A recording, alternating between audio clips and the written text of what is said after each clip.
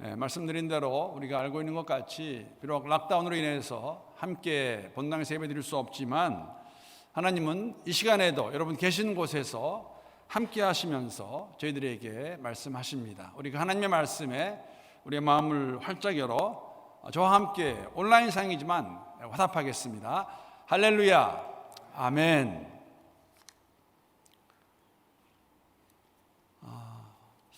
참 지난 작년에 긴 시간을 이렇게 락다운으로 인해서 온라인으로 예배를 드렸지만 다시 이렇게 드리는 것 많은 생각을 하게 하는 그러한 시간이 아닌가 생각합니다. 우리는 오늘 기도에도 그런 내용이 있었지만 이런 시간을 통하여서 우리가 다시 한번 우리의 삶을 되돌아보고 또 주님이 주시는 만져주시는 그 부분들에 대해서 우리가 회개하고 또 새롭게 다짐할 수 있는 그러한 귀한 시간이 되기를 바랍니다. 특별히 감사한 것은 저희가 5월, 6월 아시는 것 같이 우리가 잠언서를 함께 묵상하고 있습니다. 여러분, 잠언에 큰 띠이 있다면, 주제가 있다면 지혜입니다. 잠언에서는 이 지혜를 하나님이 하나님 되심을 인정하는 것이라고 이렇게 설명하고 있습니다. 그러므로 지혜 있는 사람, 하나님을 경외하는 사람, 그 반대로 지혜 없는 자, 미련한 자는 하나님을 인정하지 않거나 또는 거부하거나 무시하며 살아가는 사람들을 의미합니다. 오늘 락다운으로 인해서 제가 여러분들 얼굴을 볼 수 없지만 제가 여러분에게 이런 질문을 드리면 어떻게 대답하시겠습니까? 오늘 이 잠언 말씀 묵상하는 가운데 우리 매번 한인교회 모든 교우들에게 이렇게 질문을 한번 드려봅니다. 여러분, 하나님을 진정으로 경외하십니까? 라는 질문에 어떻게 대답하시겠습니까? 물론 제가 바라고 믿기로는 우리 한 분도 예외 없이 yes, 그렇다라고 대답하실 것으로 믿기는 원하는데 제가 그렇게 말한다고 꼭 그렇게 되지 않을 것도 제가 알고 있습니다.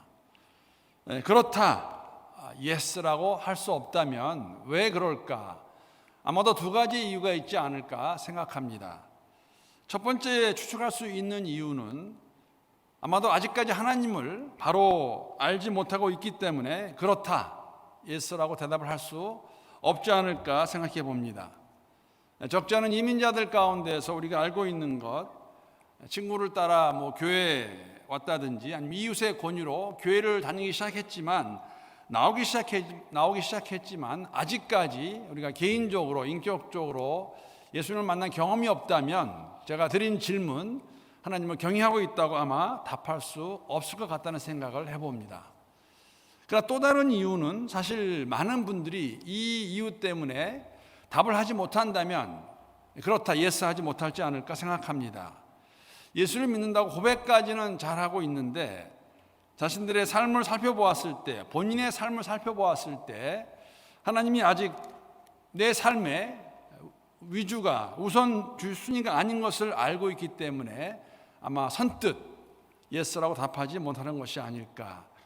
사실 이런 사람들을 가리켜서 우리가 할 수 있는 말이 있는데 다른 것이 아니라 이런 사람을 실천적 미련한 자라고 부르면 되지 않을까 생각합니다. 여러분, 제가 언젠가 한번 그런 말씀을 드린 것 같습니다. 실천적 무신론자라는 말 아마 들어보신 기억이 나리라 생각합니다. 이 실천적 무신론자의 의미를 아시면 비슷한 맥락에서 실천적 미련한 자라고 생각하시면 될 것 같습니다. 이해하면 될 것 같습니다. 여러분, 무신론자는 우리가 두 가지 측면에 생각해 볼 수가 있습니다. 하나는 이론적 무신론자이고 또 다른 하나는 실천적 무신론자입니다. 물론 이론적 무신론자가 일반적으로 우리가 많이 말하고 있는 무신론자들을 말하고 있습니다. 왜 자신이 무신론자일 수밖에 없나 하는 것을 이론적으로, 이론의 체계를 세우고 논리적으로 설명하는 사람들, 이런 사람들 이론적 무신론자입니다. 그 설명을 드리면 설득력이 있습니다. 또 말이 맞는 것 같습니다. 예를 들면 이런 말이죠. 보이지도 않는 하나님이 세상을 창조하신 것을 어떻게 알 수가 있느냐, 어떻게 증명할 수가 있느냐. 나는 그래서 이 하나님 살아계신 거 믿을 수 없다, 하나님은 안 계시다라고 말하는 사람들, 무신론자, 이론적 무신론자입니다. 그런데 실천적 무신론자는 좀 다릅니다. 겉으로는 하나님을 잘 믿는 것처럼 말하고 또 종교의식에 참여하고 경건한 모습을 보이기도 합니다. 그러나 실제 삶 속에서는 하나님이 계시지 않은 것처럼, 안 계신 것처럼 살아가는 사람. 예를 들면 이런 것입니다, 여러분. 미련한 자 잠언에서 반복하여 저희들에게 말씀해 주고 있습니다. 경고하고 있습니다. 그런데 그런 말씀을 우리가 듣고 묵상하면서도 너무 쉽게 거짓을 말하고 하나님이 없으신 것 같이, 하나님이 모르시는 것 같이 라고 생각하며 살아가는 사람들, 하나님을 그런 분으로 취급하며 살아가는 사람들, 이런 사람들 실천적 무신론자라고 말할 수 있습니다. 아마도 이런 이유로 인해서 제가 조금 전에 드린 질문, 하나님을 경외하십니까? 라는 질문에 선뜻 yes, 그렇다라고 답할 수 없는 것이 아닐까. 그런데 좋은 소식이 하나 있습니다. 굿뉴스죠. 하나님을 아바 아바지라 부를 수 있는 사람, 부르는 사람은 모두 지혜 있는 자이며 하나님을 경외하는 자들이라고 성경은 저희들에게 말씀해 주고 있습니다. 제가 비슷한 질문 하나 더 드리면서 이 부분을 좀 설명하기 원합니다. 여러분, 제가 이런 질문 드리면 어떻게 대답하시겠습니까? 이 부분도 제가 예전에 다룬 내용인데, 여러분과 제가 의로운 삶을 살고 있기에 의로운 자라 의인이 되는 것일까요? 아니면 우리가 의인이기 때문에 의로운 삶을 살아야 되는 그러한 책임과 의무가 있는 것일까요? 물론 이 질문에 대한 답은 우리가 다 아는 것 같이 우리가 의인이라는 칭호를 받았기 때문에, 이미 얻었기 때문에 의로운 삶을 살아야 되는 것이 맞습니다. 살아내야 됩니다. 우리의 삶이 의로워서가 아니라 우리가 의인이라는 칭함을 받았기 때문에, 그리스도 예수 안에서 그 칭함을 얻었기 때문에 우리는 의인의 삶을 살아야 되는 것이 맞습니다. 그리스도 예수 안에서나 예수 아니라는 말의 의미는 예수가 우리의 주인 되심을, 예수께서 우리를 위해 십자가에서 돌아가시고 부활하신 것을 믿는 사람들을, 그 믿음을 의미하는 것입니다. 그러기에 동일하게 여러분과 저 성도는 이미 의인인 것과 같이 우리는 지혜로운 자들입니다.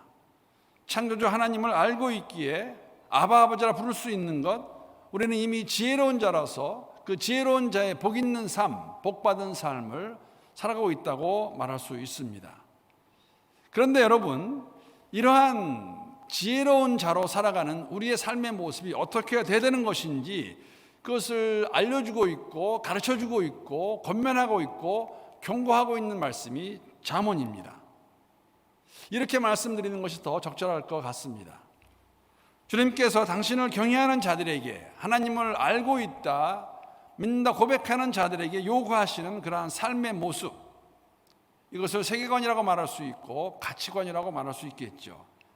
이러한 경건한 삶을 어떻게 사는 것인가를 말씀해 주는 것이 잠언의 내용이고, 사실 신약에서는 여러분 이 하나님 경외하는 삶을 경건한 삶으로 묘사합니다. 그런데 경건의 모양은 있는데 경건의 능력이 없는 삶을 살 수 있음을 동시에 경고하고 있습니다. 디모데후서 3장 5절 말씀 보게 되면 이렇게 기록하고 있습니다. 여러분, 이 말씀 우리 한번 함께 계시는 곳에서 저와 함께 읽도록 하겠습니다. 시작. 경건의 모양은 있으나 경건의 능력은 부인하니 이 같은 자들에게서 내가 돌아서라. 이 같은 자들에게서 경건의 모양은 있으나 경건의 능력이 없는 사람, 말은 하는데 그 삶 가운데 하나님 경외하는 모습이 나오지 않는 사람들, 경건한 삶, 능력이 없는 사람들은 그러한 자들로부터 돌아서라고 말하고 있습니다. 지혜로운 자임에도 불구하고 지혜로운 자의 삶의 열매, 그 모습이 동반되지 않는 이러한 사람들은 실천적 미련한 자들입니다. 고백은 있는데, 경건의 모양은 있는데 경건의 능력이 동반되지 않는 삶을 말하고 있습니다. 여러분, 경건이라는 것은 예수 그리스도를 구주로 믿고 하나님의 말씀을 따라 사는 믿음의 삶을 사는 것을 의미합니다. 디모데전서 3장 16절 말씀 보게 되면 이렇게 설명합니다.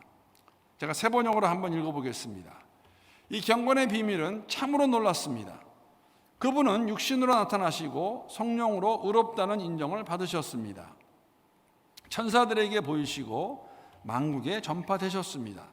세상이 그분을 믿었고 그분은 영광에서요 들려 올라가셨습니다.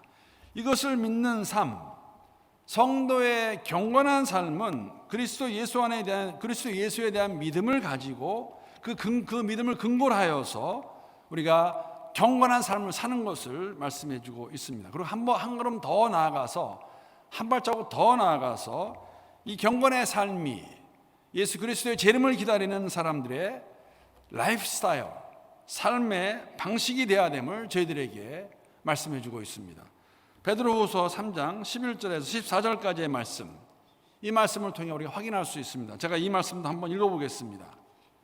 이 모든 것이 이렇게 풀어지리니 너희가 어떠한 사람이 되어야 마땅하냐?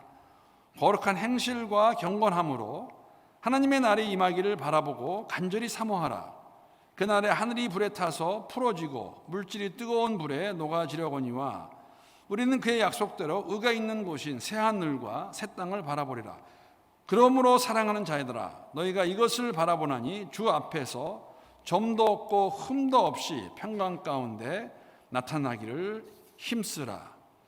예수의 재림을 기다리는 사람들은 경건한 삶의 모양으로, 즉 외형적인 어떤 행위를 나타내는 것을 끝나지 않고, 만약 그렇게 된다면 우리 역시 외식하는 자의 모습으로, 그런 삶으로 전락하고 말 것입니다.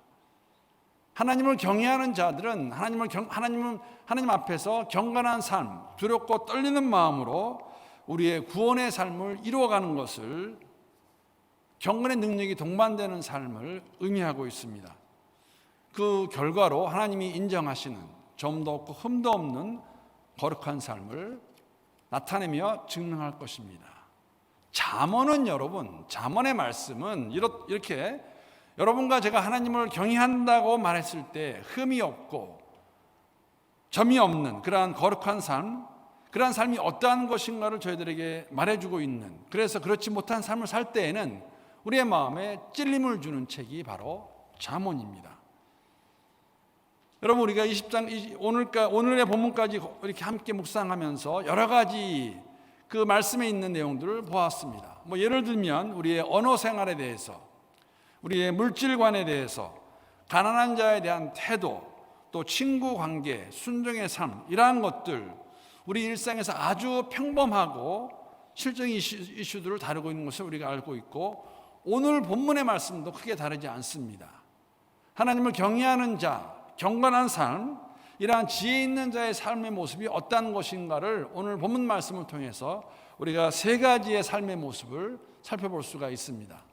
정말 하나님을 경외하는 자들이라면, 우리가 지혜 있는 자들이라면 하나님을 경외하는 가운데 경건한 삶을 살아가는 모습이 어떠한 모습인가, 아주 실질적으로 구체적으로 이렇게 세 가지 모습 보여주고 있는데 함께 나누기 원합니다. 첫 번째 모습은 여러분, 지혜로운 자로 살아가는 삶, 경건의 능력이 동반되는 삶의 첫 번째 모습은 허락해 주신 그 삶을 성실하게 사는 것입니다. 오늘 15절 말씀입니다.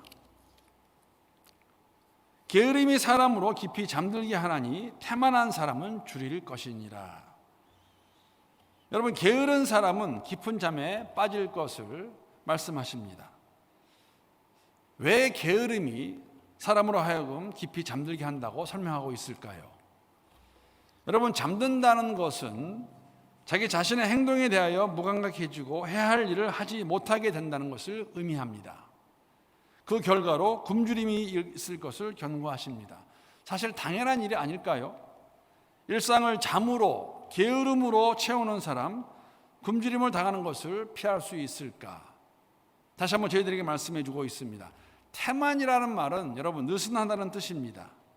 오늘 이 15절 말씀에서는 게으른 자를 설명하는 단어로 태만한 것을 말씀하고 있습니다.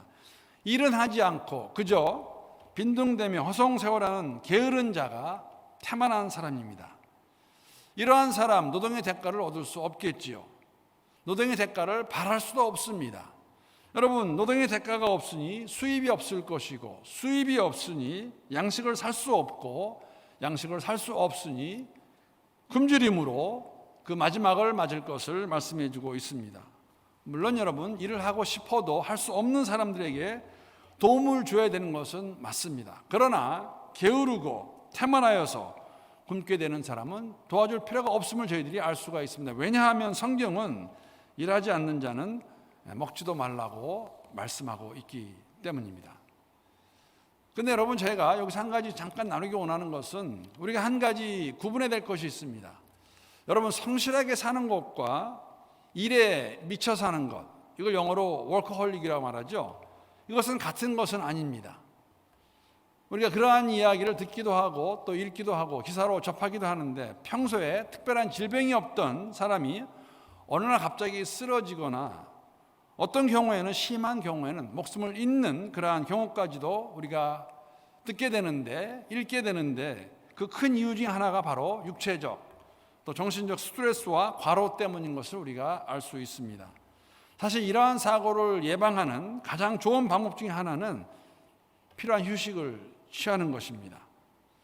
성경에도 보게 되면 창세기에서 하나님, 피곤하시지도 지치지도 않으신 하나님께서 엿새 동안 이 세상을 만드시고 1회째 되는 날에 안식을 취하셨다는 것은, 여러분, 하나님이 만드신 사람과 짐승, 심지어는 땅까지 안식과 쉼을 허락하신 하나님의 사랑의 배려임을 우리가 알고 있기 때문입니다. 이렇게 하나님께서 안식을 명령하시는 그러한 말씀 우리가 알고 있음에도 불구하고 우리가 일 속에 파묻혀 쉬지 못하고 지쳐서 쓰러지는 경우가 있다면 이것은 옳지 않는 것입니다.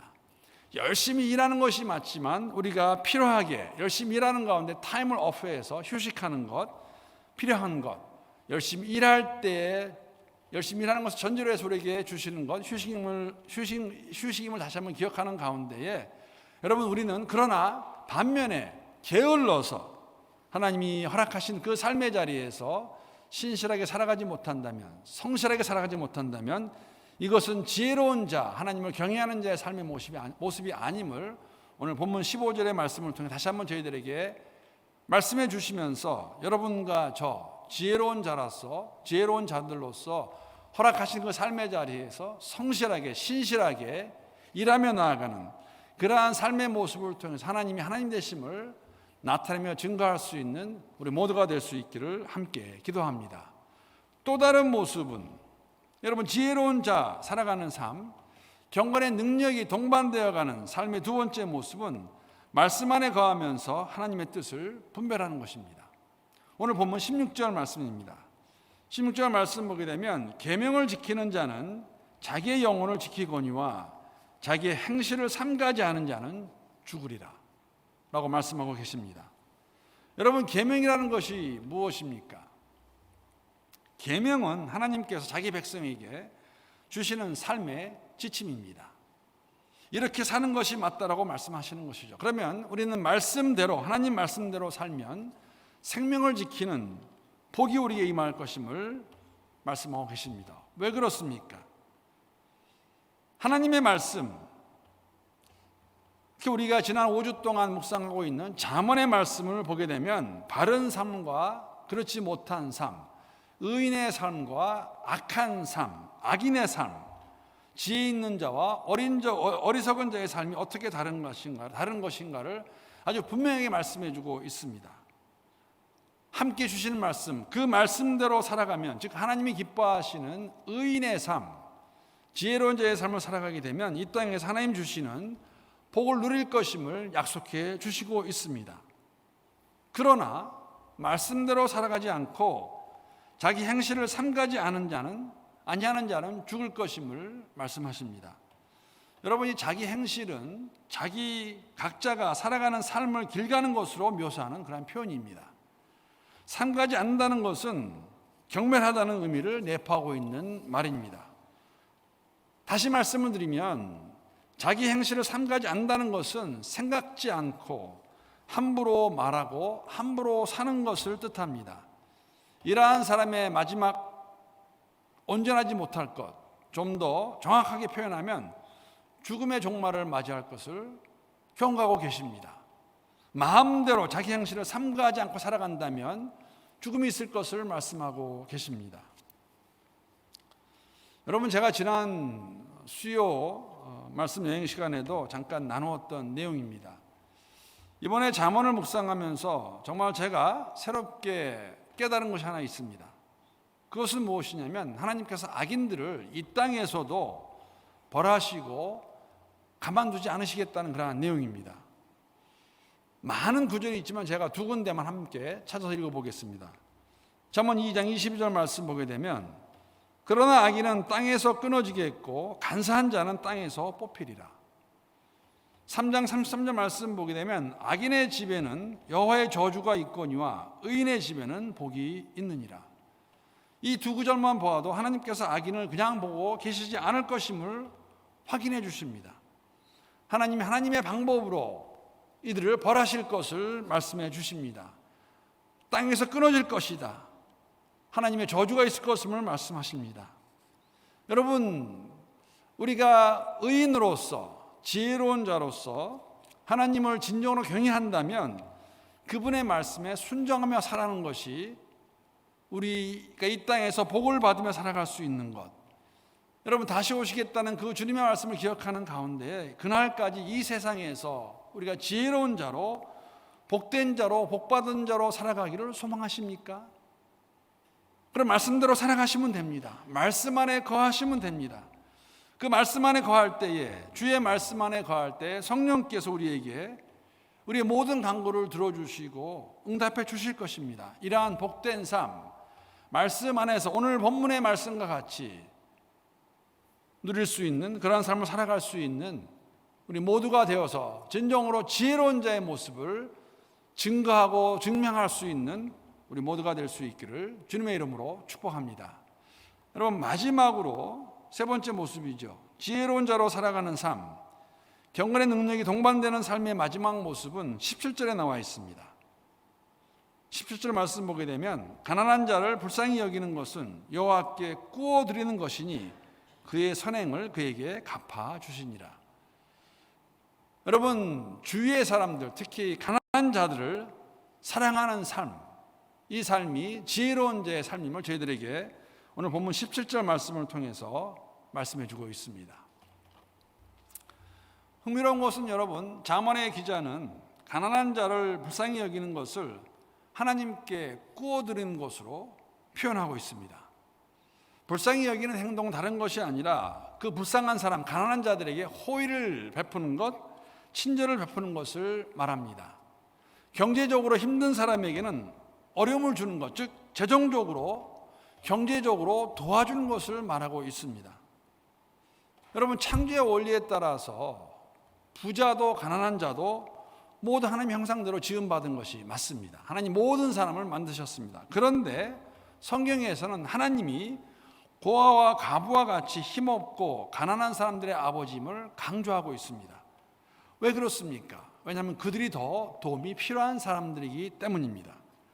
그래서 이렇게 불쌍하고 힘없고 가난한 사람들을 도와주는 삶이 진정으로 하나님의 자녀로서 하나님을 경외하는 사람들의 모습임을 강조하고 있습니다. 잠언 14장 31절 말씀 보게 되면 이렇게 기록합니다. 이렇게 기록하고 있습니다.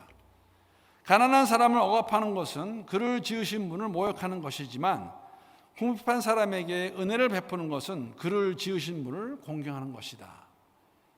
가난한 자들을 도와주는 것, 그들에게 자비를 베푸는 것, 하나님을 경외하는 모습이라고 말해주고 있습니다. 경제적으로 도와주는 일, 정말 하나님께서 하나님 되심을 인정하며 그분을 경외하는 삶을 나타내는 것임을 말씀하고 있습니다.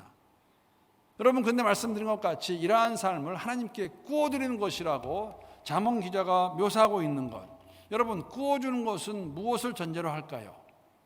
받을 수 있는 것을 전제로 하고 있습니다. 갚아줄 것을 전제로 하는 내용입니다. 사실 예수님께서도 이에 대해서 말씀하셨습니다. 마태복음 25장 40절 말씀 보게 되면 제가 세 번역을 한번 읽어보겠습니다. 임금이 그들에게 말하기를 내가 진정으로 너희에게 말한다. 너희가 여기 내 형제 자매 가운데 지극히 보잘것없는 사람 하나에게 한 것이 곧 내게 한 것이다 할 것이다.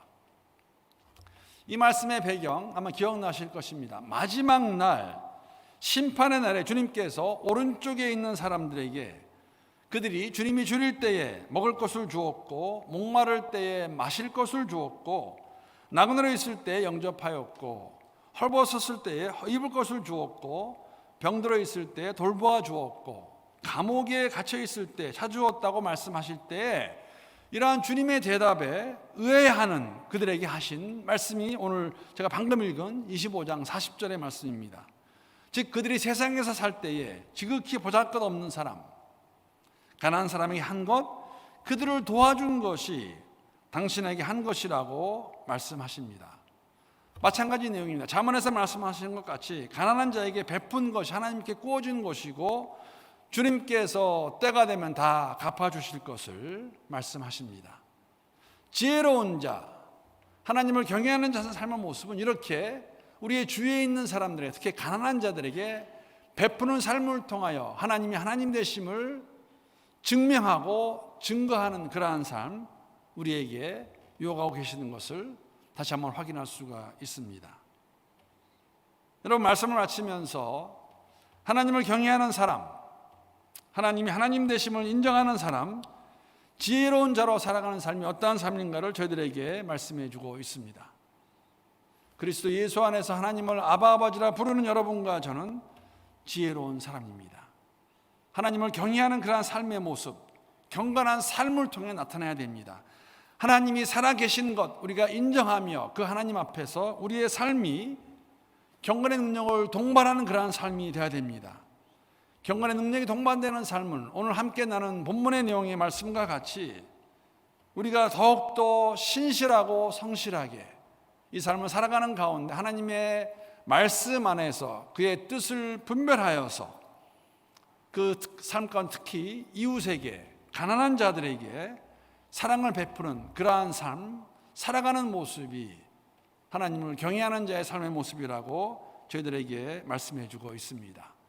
사랑하는 성도 여러분, 우리의 삶 속에서 이러한 구체적인 경건의 능력이 나타날 수 있기를, 그러한 모습을 통해서 하나님이 하나님 되심을 증거할 수 있는 여러분과 저의 삶, 우리 멜번 한인교회 모든 성도들이 될 수 있기를, 그러한 교회가 될 수 있기를 우리 주님의 이름으로 축복합니다.